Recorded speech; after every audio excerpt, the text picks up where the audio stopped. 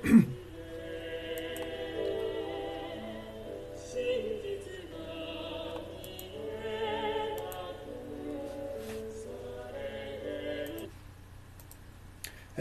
さんこんばんは。ワイワイニュース山崎です。今日は2019年の10月の29日火曜日ですね。時間がまたしても大幅に遅れまして、現在日本時間の夜の10時11分ということで、1時間10分ぐらい遅れました。申し訳ありません。今日のメインテーマですけど、このコメント欄にアップしましたように、来るべき革命的市民による日本革命はこうすべきだ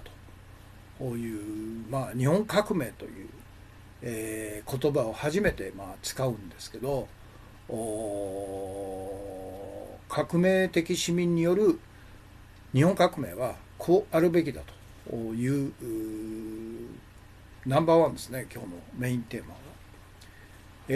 いうことで今日のワイワイニュースライブ通算で2876回目になりますね。いつものようにツイキャステレビのメディアを使った一元放送ということで音声も映像も問題なく配信されているということです。今日の最初のコラム最新のお知らせですけど、昨日月曜日のメインテーマですね。価値を生む実体経済には課税せず、価値を生まない博打経済である金融経済に等しく 1% の金融取引税を課税すれば年間 109.8 兆円の新たな税収が確保できると、こういうテーマで昨日の放送はやったんですけど、その後ですね、いわゆる金融経済のがどのぐらいの規模かということで、若干の訂正があって、今日の朝ですね、訂正、過失訂正版のブログ記事ではこの数字がですね 109.8 兆円ではなくて、今日のメインテーマですけど、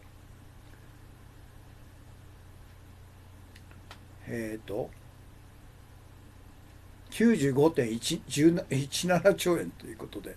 若干減ったんですね。でも莫大な新しい税収が確保できるということで、誰も言わないんですけど、金融経済の全体に対して 1% 等しく課税すると、取引税ですね、これをやれば莫大な税金が入ってくるということで、これなんですよね、日本革命の主体は、テーマは。ということです。で、そっか、それの、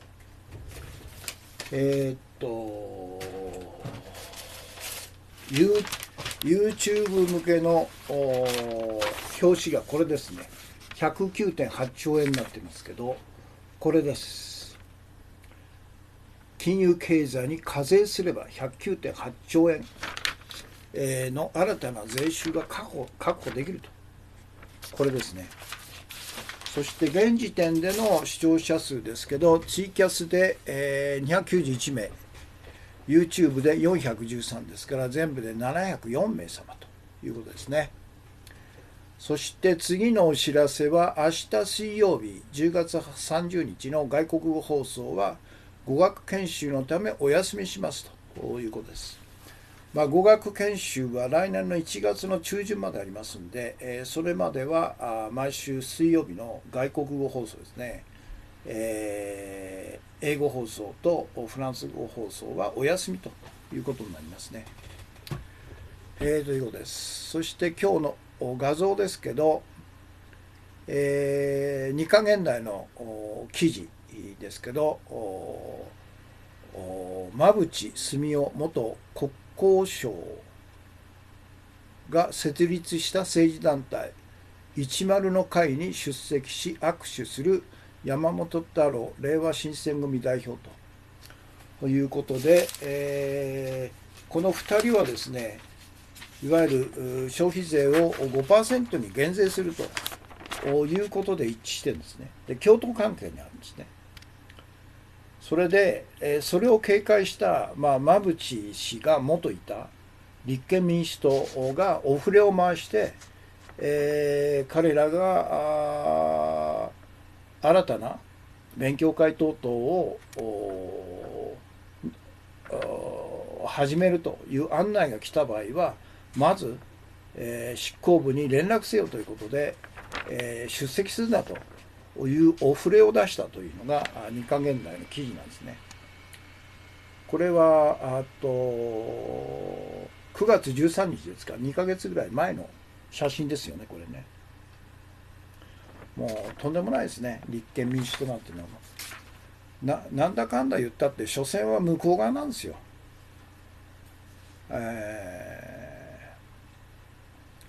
そして2つ目が、あれ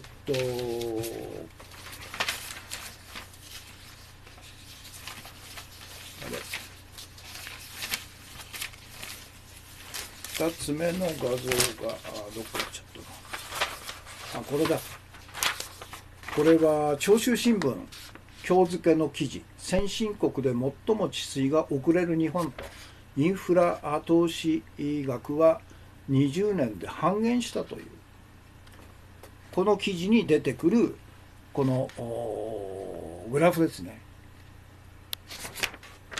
これは各国の治水安全度の目標と整備状況ということで、オランダ高潮計画、もうすでに完成したんですね。1985年 100% 完成と。からイギリステムズ川完成83年、アメリカミシシッピー川達成 78%2011 年からフランスセーヌ川もう完成してるんですね。日本は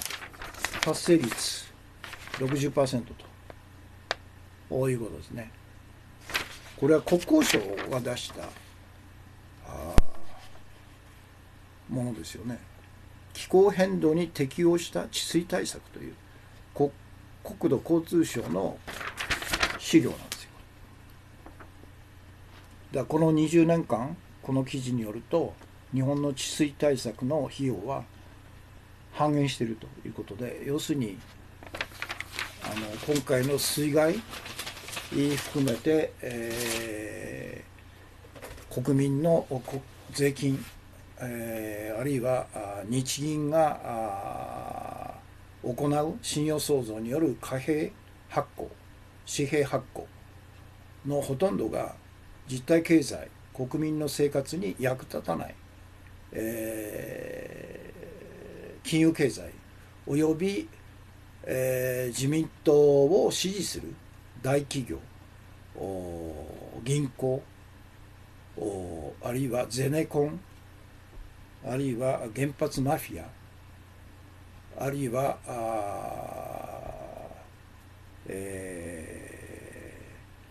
公務員、高級で買収されている公務員等々に行ってて、肝心要の治水対策とか地震対策とか、あるいは教育とか福祉とか介護とか等々には回ってこないというのがもう20年も続いているよということでしょうね。これが今日の画像です。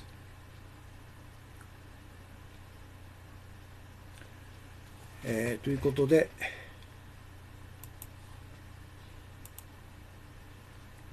今まで取り上げたやつですねをアップします。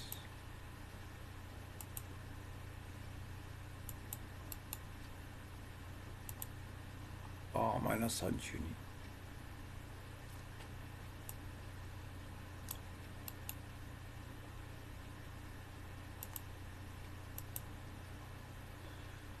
1% の金融取引税を課税せよ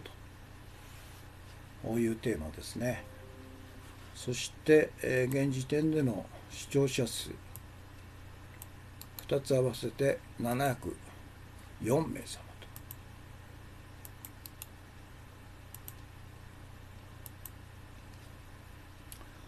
それと明日水曜日の外国語放送は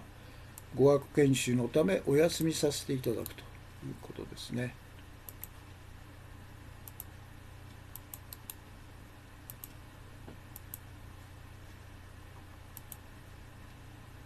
から今日の画像ですね。これは馬淵澄夫元国交大臣だったんですね、彼ね。大臣もやったんだ、民主党政権の時。それで現在は無所属ということで、消費税を 5% まで下げると、減税するという点で、山本太郎氏、れいわ新選組と歩調を合わせていると。それを警戒しているわけですよね、国民、立憲民主党、枝野は。それと治水費用が20年で半減しているという日本の現状、これもう自民党ですからね。20年って言ったら自公政権になってからですよ。自民党とカルト宗教、公明党創価学会の連立政権ですよ。そして今日の注目情報としてこの長州新聞ですね。先進国で最も治水が遅れる日本ということで、台風天国、地震天国、水害天国の日本でなぜ治水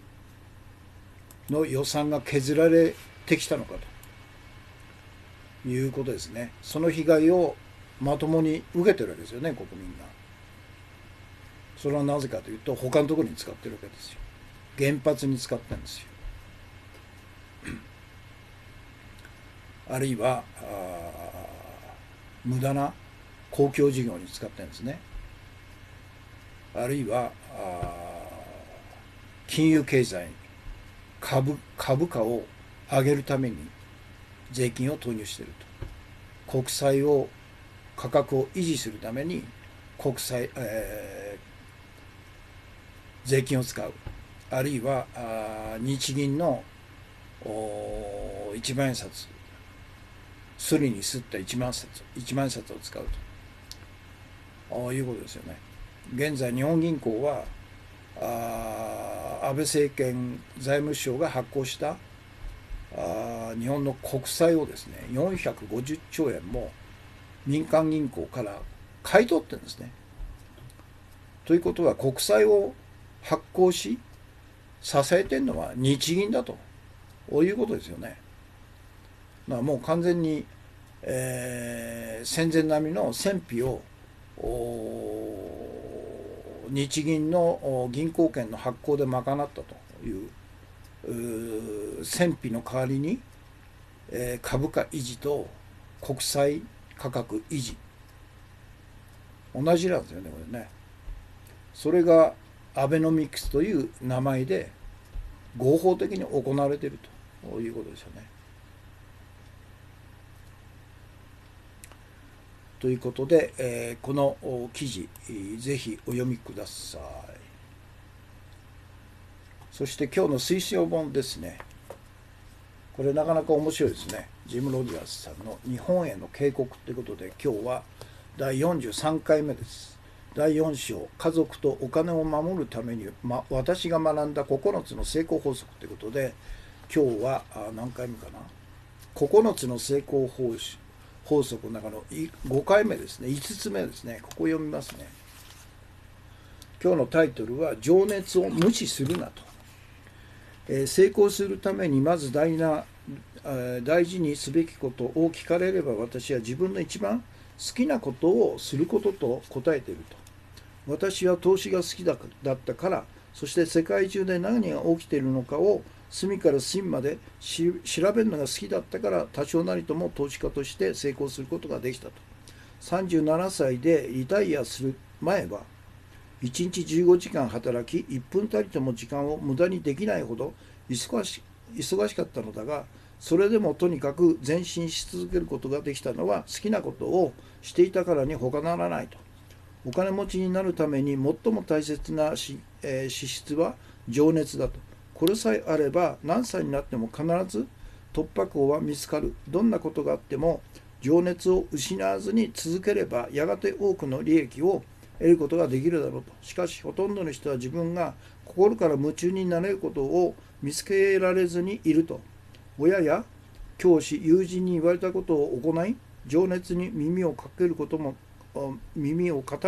ともないと。成功を望むのであれば、まずこうした態度を改める必要があると。自分のやりたいことを見つける絶対的なハウツーはないが、例えば何気なく手に取る雑誌がヒントになるかもしれないと。野球の雑誌ではなく、自動車の雑誌を読むのであれば、それがスタート地点になるのだと。最初はほんの些細なことかもしれない。でもそこに情熱を傾けていれば、やがて具体的な夢となって人生を切り開いてくれると。ただ幸運なことに好きなことを見つけられたとしても、確信が持てずに諦めてしまう人は少なくないと。好きなことを続けても儲からないような錯覚に陥ってしまうからだと。本当は好きでないことをがむしゃらにやっても決して大成功はできないのだかと。例えばあなたがオックスフォード大学に入ったのに園芸家になりたいと言い出したのなら、両親は冗談じゃないと言うだろうと。教師や友人も呆れるだろうが、ここで負けてはいけないと。園芸家として名を上げれば、もしかすると皇居の園庭を担当するかもしれないし、園芸用品店の全国チェーンを展開して上場するかもしれないと。実際こうした大成功を収めているのは、情熱を捨てずに生きた人たちなのだと。情熱に従って行動すれば、人とは異なる視点を養うことができると。これは人生で成功するために欠かせないものだと。それでも周囲からの反対が怖いと思うだろうかと。周りの人間は根拠なく好き勝手にあなたに意見しているだけなのだと。もしあなたが園芸家として成功すれば、反対してた両親はお父さんたちにはこうなることが分かっていたよと言うだろうと。教師は学校の教育のおかげで成功できたのだから学校に寄付してくれないかと言ってくるかもしれないと。他人の意見とはそんなもんだと。私がウォール街で働き始めた時も、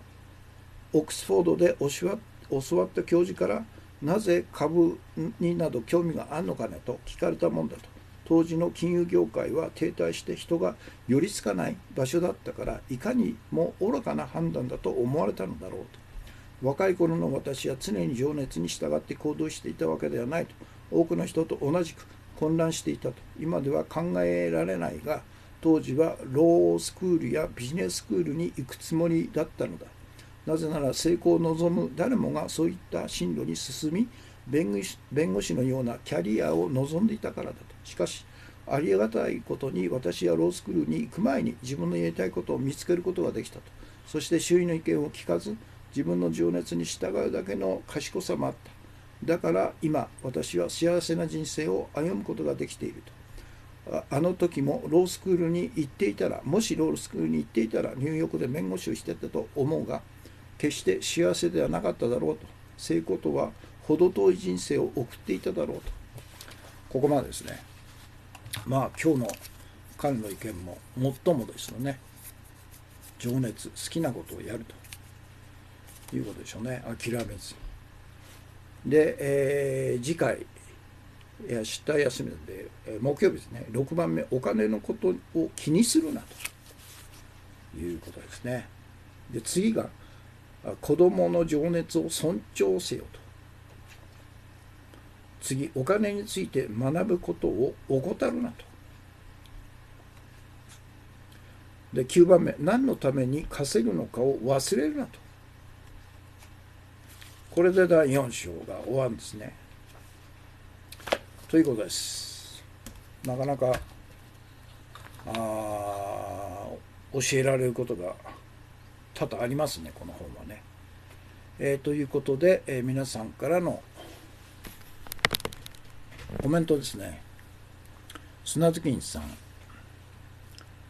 JPF で年金まで株に溶かしたから竹中平蔵に言わせた。90まで働け、会計検査員は何をしてんのかというふざけた野郎だね、この竹中っていうのは。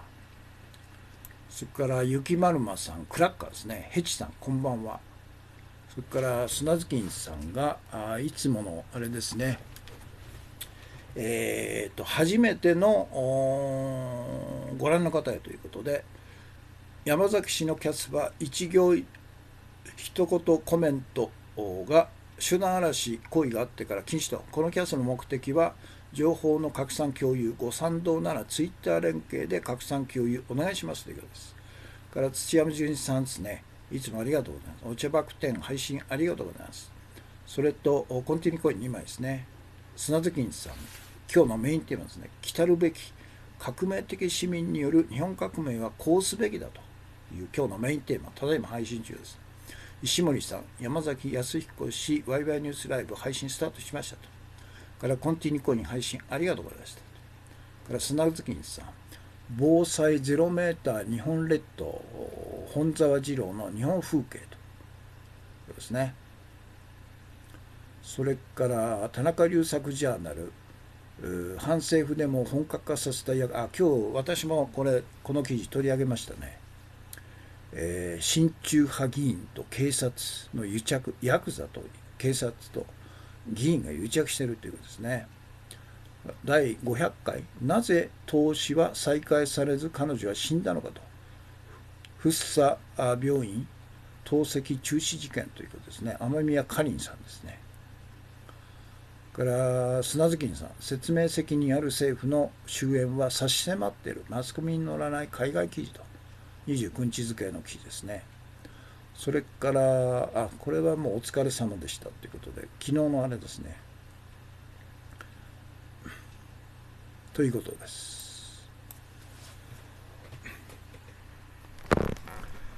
そして今日のメインテーマですね、来るべき革命的市民による日本革命はこうすべきだというナンバー1ですね。私は昨日月曜日10月28日の放送のメインテーマで金融経済の課税を取り上げ、本日配信した過失訂正版ブログ記事で、金融経済に 1% の金融取引税を課税すれば 95.17 兆円の新たな税収が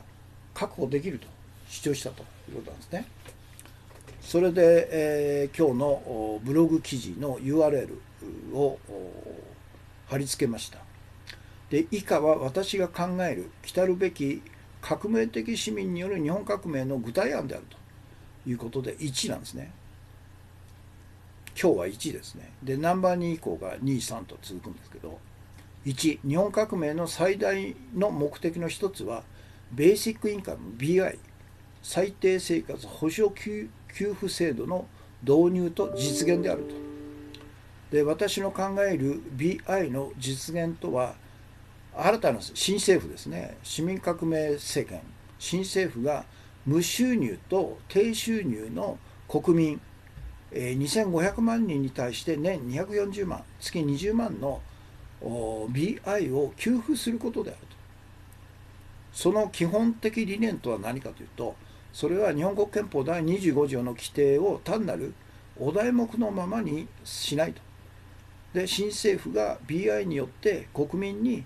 健康で文化的な最低限の生活を保障することであると。これが基本理念なんですね。で、憲法第25条っていうのは、すべての国民は健康で文化的な最低限の生活を営む権利を有すると。国はすべての生活部面において社会福祉、社会保障及び公衆衛生の向上及び増進に努めなければならないと。これも罰則規定がないですね。義務化してるんですけど、罰則規定がないから誰もしないと。歴代自民党政権は単なるお題目に終わらせるということなんですね。で、BI の給付対象者は2500万とするんですね。これ家庭の数字なんですね。で、予算は全部で32兆円だと。で、具体的に A と B があるんですけど、カテゴリー A っていうのは完全無収入の人ですね。例えば完全失業者、あるいはホームレスの人、あるいは無年金者、あるいは肉体的な障害を持って働けない人、知的な障害を持って働けない人、精神的な障害を持って働かない人で、その他家庭として500万人に対して、年間240万ですから、年間の予算が 12.0 兆円なんですね。で、カテゴリーの B の人、年収が240万円に届かない低所得者を対象に BI との差額ですね。これを仮に、100万円足んないと、年間100万円足んないと。ということは年収が140万以下の人たち、140万ぐらいしかないということで、その差額を給付するっていうんですね。で、推定、受給者数っていうのは2000万人ぐらいじゃないかというふうに、仮の数字ですけど、そうすると年100万で2000万人ですから年20兆円と。そうするとカテゴリー A の人500万人に、完全無収入者500万人に年240万を給付するんで12兆円と。それからカテゴリー B で、合わせて32兆円なんですね。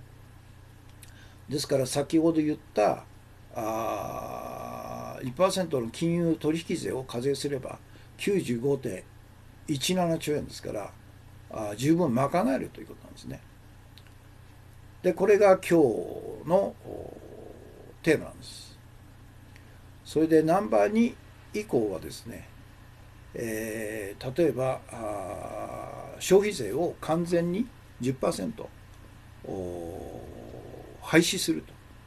ということになると、税収がマイナス27兆円ぐらい、消費税なくなっちゃうんで税収が減るんですけど、でも、この金融取引税の導入によって十分お釣りが来るということと、それからマレーシアで、マハティール首相が消費税をやめちゃったんですね。そのことによって、経済成長が 4% かな実現したということですので、日本でも 10% の消費税を全廃すれば今年の2019年の IMF の予想だと 0.89% しか経済成長しないと。そして今後5年間も 0.5% ぐらいしか成長しない日本、これが10% の消費税、いわゆる実体経済に直接課税するという最悪の税金なんですけど、これをなくせばですね 4% から 5% の経済成長は可能になるだろうということなんですね。でこれがナンバー2以降のいわゆる日本革命をどういうふうにやるべきなのかということのナンバー2に続くということなんです。H さんコンティニューコインですね。ということで、今日のメインテーマのポイントをですね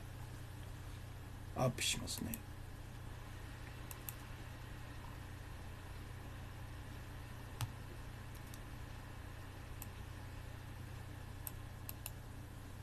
日本革命が必要なんですよね。改革じゃダメなんですよね。改革っていうのは現在のいわゆる体制を変えることなく、いわゆる株構造はそのままにして上部構造だけ改善すると、改革するということなんですけど、革命っていうのは株構造自体を破壊して、作り直すと。だから老朽化した家のいわゆる土台をですねそのままにして、老朽化した上部だけを大工に頼んでリニューアルするというのが改革なんですよね。で革命っていうのは土台自体を一度解体して更地にして、そして新たな株構造を作るというのが革命なんですよね。だから日本にはもう改革なんていうのはもう散々あらゆる歴代自民党政権が改革構造改革、小泉純一郎構造改革等々言って、結局株構造そのものには手をつけず、国民を騙して上部構造を自分たちに有利な仕組みに変えていくという繰り返しだったんですよね。ですからもうそろそろ日本革命が必要だと。株構造自体を一旦更地にして、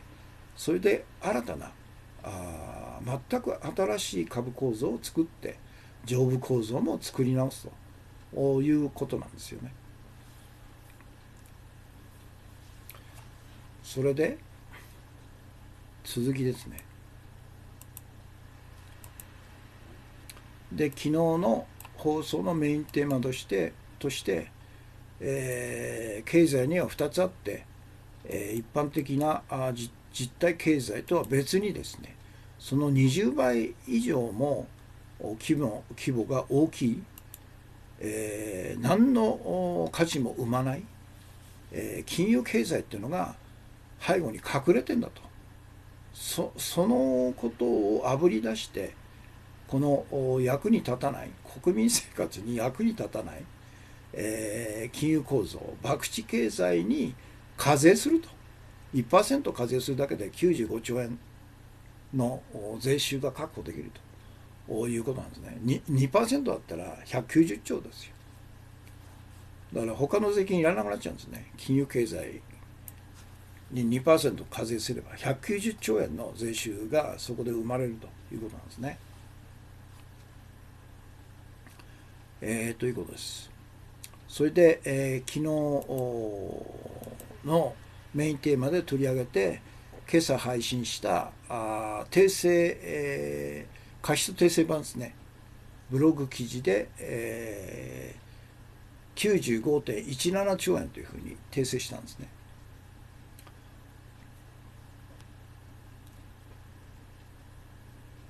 それで、今朝配信した過失訂正版のブログ記事の URL はこれですということです。マイナス11だ。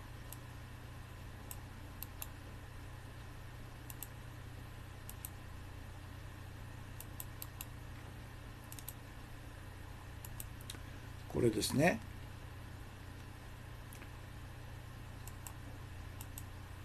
で以下は私が考える来たるべき革命的市民による日本革命の具体案であるということで、最初1としてベーシックインカムの導入と実現というのが日本革命の最大の目的の一つだということなんですね。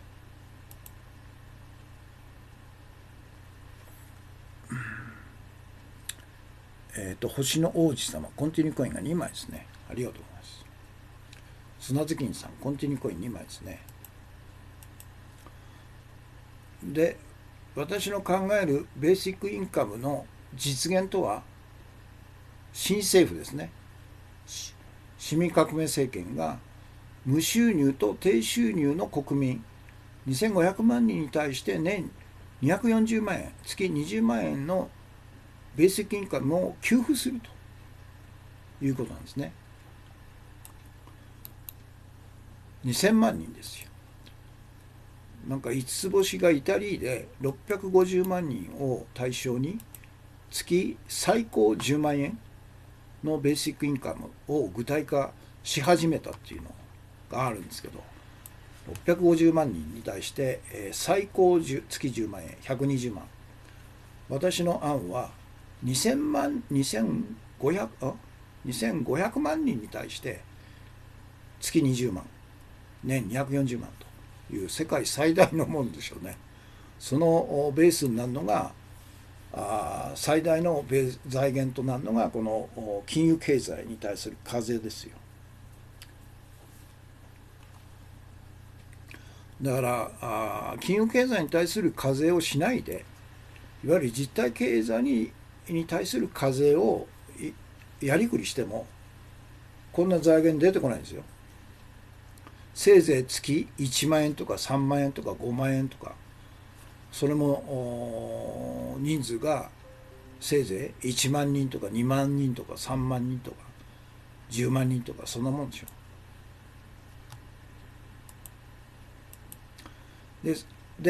その基本理念は一体どこから来るのかというと、それは日本国憲法第25条なんですね。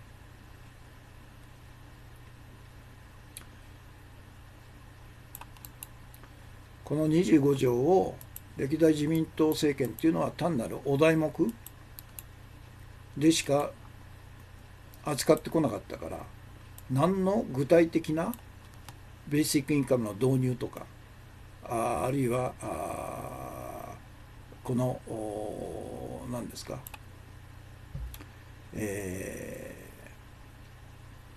健康で文化的な最低限の生活を国民に保障するということは、具体的に月どのぐらいの生活費が必要なのかっていう試算もしてないんですよね。だから自己責任で、収入が低い、あるいは無収入の人は自己責任だと言ってほとんど切り捨て状態にしているというのが、この間の戦後70年以上日本の政治を独占してきたアメリカ支配階級の傀儡政党、自民党政権でしょう。もうその政権に対して、革命政権は全く彼らのやってこなかったことを新たにやると。それは憲法第25条が規定している健康で文化的な最低限の生活を政府が保障すると。具体的に、月20万、年240万で保障するということを、ベーシックインカムの導入と実現なんですよね、これね。それで、具体的にはどうするのかということで A と B に一応分けたんですね。で A は完全に無収入の人ということで、完全失業者の人、ホームレスの人、年金をもらってない人結構いると思うんですよね。から肉体的障害を持っている人から知的障害を持っている人、精神障害を持っている人、あるいはその他の人ということで、一応500万人ぐらいを対象にして全額給付するというんですよね。これがカテゴリー29、全然ダメだ。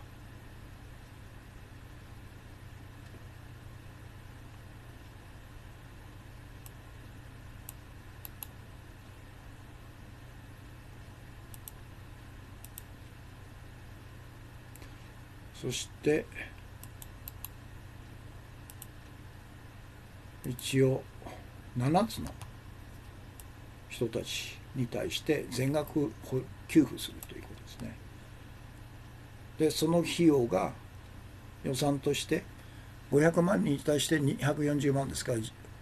12兆円だ、12.0ですね。そして B カテゴリー B として、無収入じゃないけど年間240万円に届かない収入、低収入の人で、その差額を支給するということで、対象は2000万人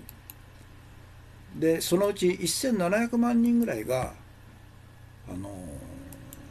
いわゆる、非正規労働者と言われている人たちですよね。彼らの平均年収が170万円と言われてますよね。それプラスおそらくこの中には中にですね、いわゆる専業主婦の方で、無収入の人っていうのがこれからどんどん問題化してくると思うんですね。で今までは旦那の収入で、専業主婦が成り立ったんですけど、これからは旦那の収入が減っていくと、あるいは高齢になって、年金生活になってくるということで、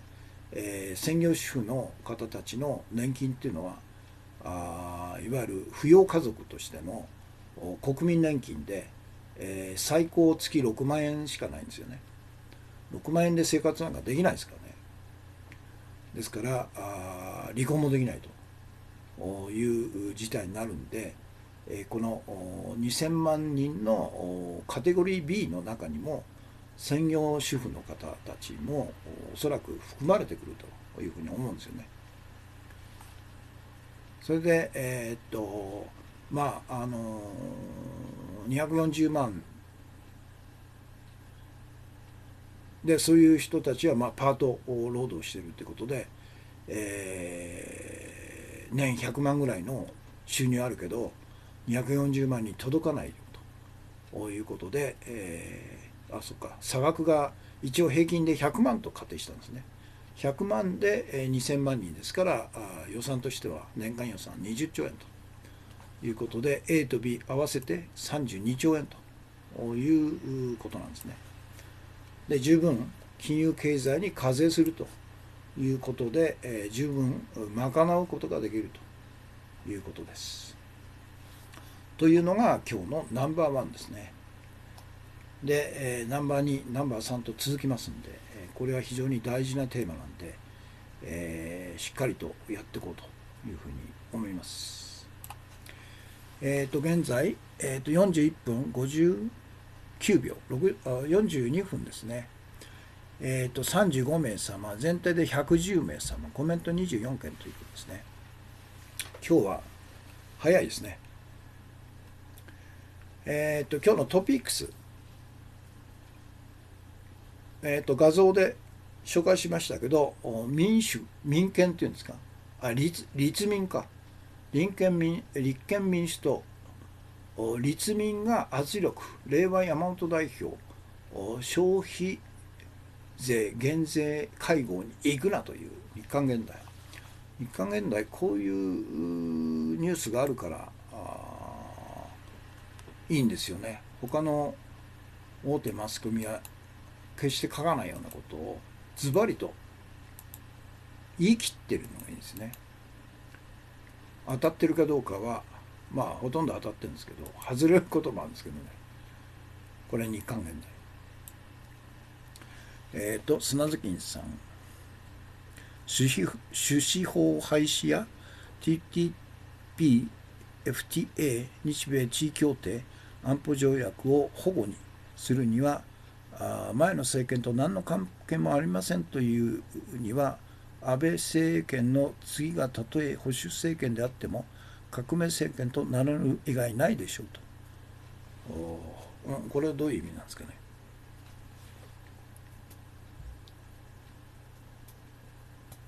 たとえ保守政権であっても革命政権と名乗る以外ないでしょう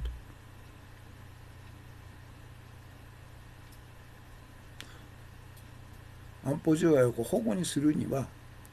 そうか、保護にするには、でも革命政権と名乗るのは保守では名乗れないでしょう。安倍がある日突然、私の政権は革命政権って言いかねないっていうことなんですかね。ヘチさん、パン食についてのご意見をいただけると嬉しいと。これはどういう意味なんですかね。パン食、米食に対するパン食なんですかね。ちょっとどういう観点で意見をお聞きされてるのかっていうのがいまいち分かんないですね。日刊現代の記事から2つ目、ウクライナへの圧力は不適切とホワイトハウス高官が弾劾調査で証言ということで、ますますですね、トランプに不利な証言が政権内部からどんどん出てきてるんですね。彼の再選はまずないでしょうね。ウォーレンが大統領になる可能性が強いんじゃないですか。そうすると単にアメリカに希望が出てくるんじゃなくて世界全体に希望が出てきますよね。アメリカの大統領がウォーレンになるというのはある種革命的なことですよ。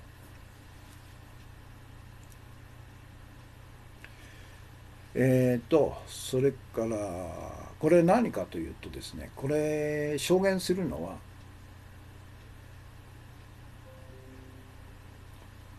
ホワイトハウスの国家安全保障会議のメンバーで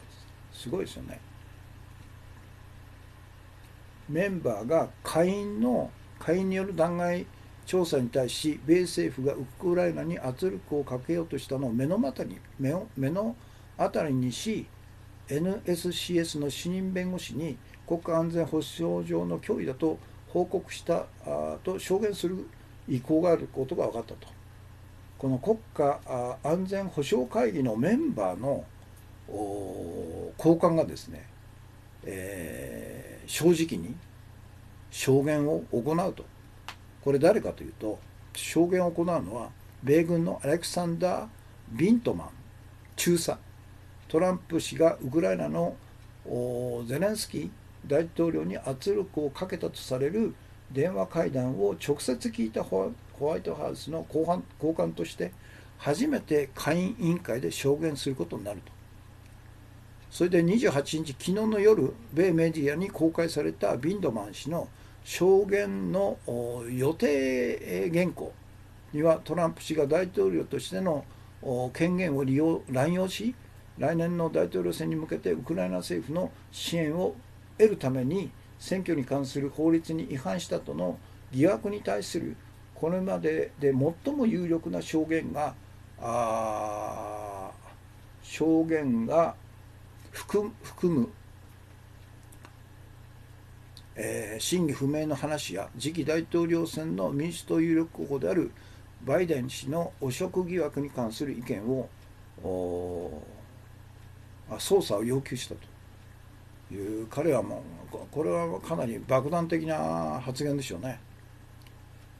ということです。これは AFP ですね。増税原理主義、野田が後ろで糸を引いている減税批判圧力と。そうでしょうね。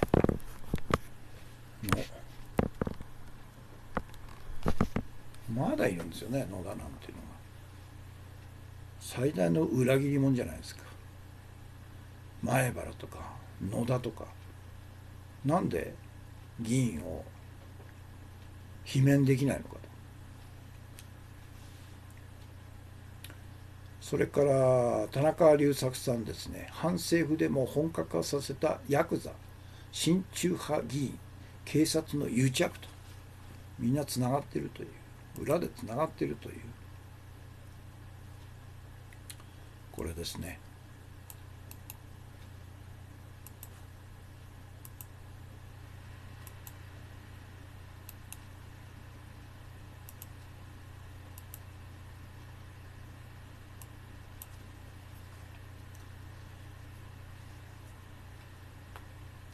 そして同じ香港の民主化運動の活動家江さんが地方選への立候補が結局認められなかったということなんですね。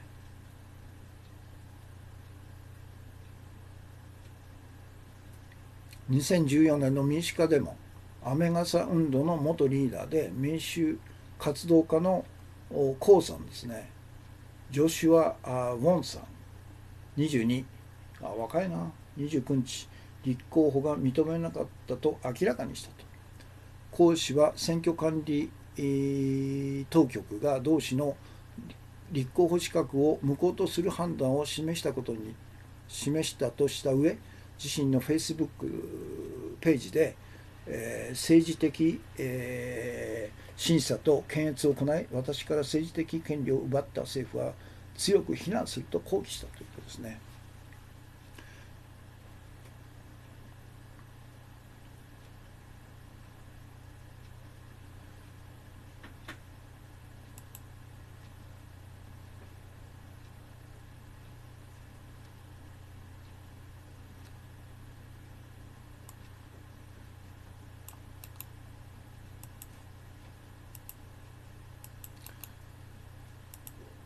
これが AFP の記事です。そして、次がハンギョレの記事ですね。日本のドキュメンタリー映画主戦場の上映見合わせ、に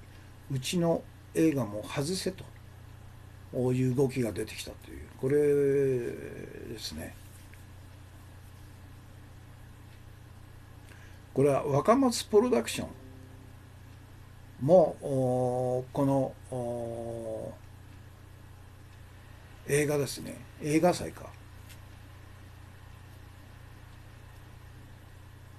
川崎新百合映画祭だ。これに若松プロダクションも映画上映の予定だったんですけど、主戦場を断るんだったら私の映画も上映するんだということで、事態を申し入れたという抗議運動ですよね。当然でしょうね。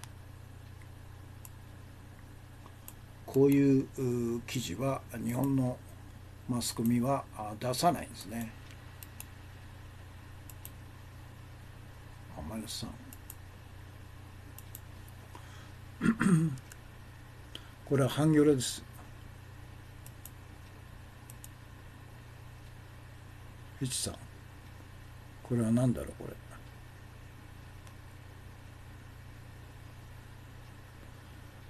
これは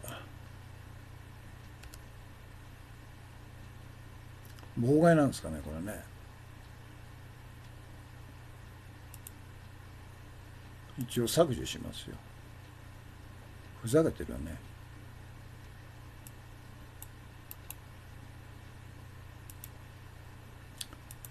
パン食をどういうコメント、パン食をどう思いますかって全然関係ないことを言ってるんですよ。ネトウヨなんじゃないですか。から次 A 離脱、来月1月末まで。拍手なのこれ。拍手なんですかこれ。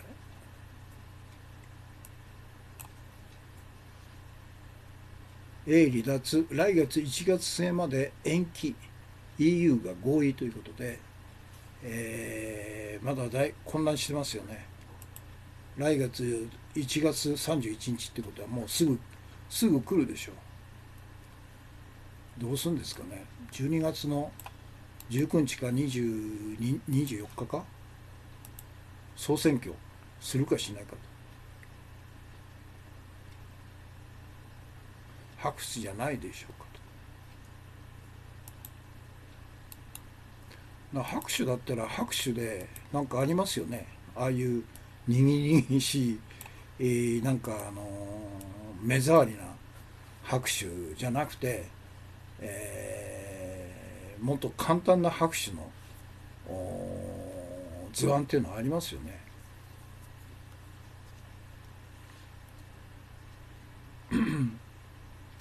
そして今日の重要情報ですね。京都市が税金でスマテ漫才コンビミキにツイート50万、背景に吉本興業の行政ビジネス、安倍政権との癒着という。ひどいね。ヘシさんすいませんでした、失礼しました。ちょっとあれですよね。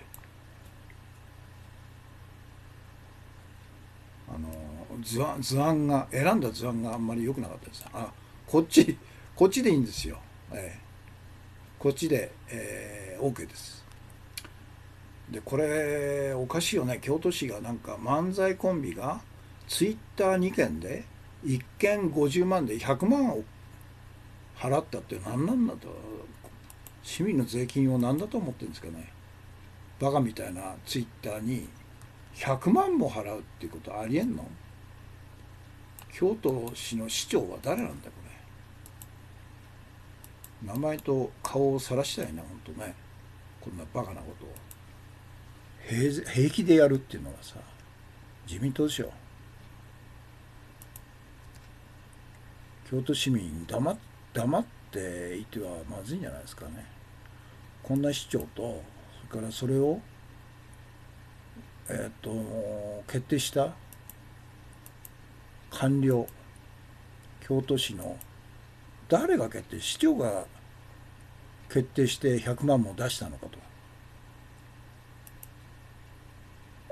これを徹底的に追及すべきですよね。1件50万で2件でバカみたいなツイッターに100万ですよ。何なんだと。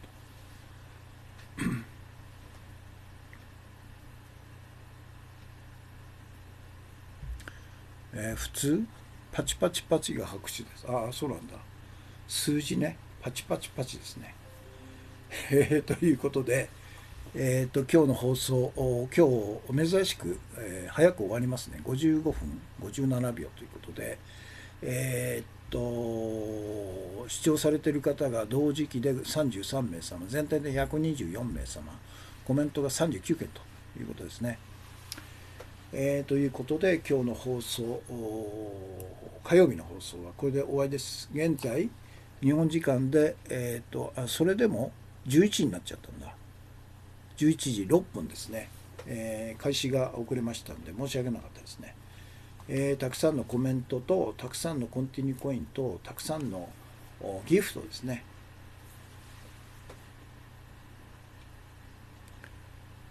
それだけくれるなら私もやりたいなんちゃってという砂月兄さんですか。あ、これですね、50万ですけど、本当1行か2行の1行とか2行とか3行のなんかわけのわかんない、京都市とそれから吉本興業がなんか市の宣伝に関して、協定を結んで、その一環で金を払ったみたいですね、ツイッターに。バカだよね。こんな市長をすぐ辞めさせるべきですよ。リコールすべきですよ。ということで、今日の放送終わりです。明日はそういうことで、お休みしますので、木曜日ですね、またよろしければ合流してくださいということです。ヘチさん、別のアプリでよく使う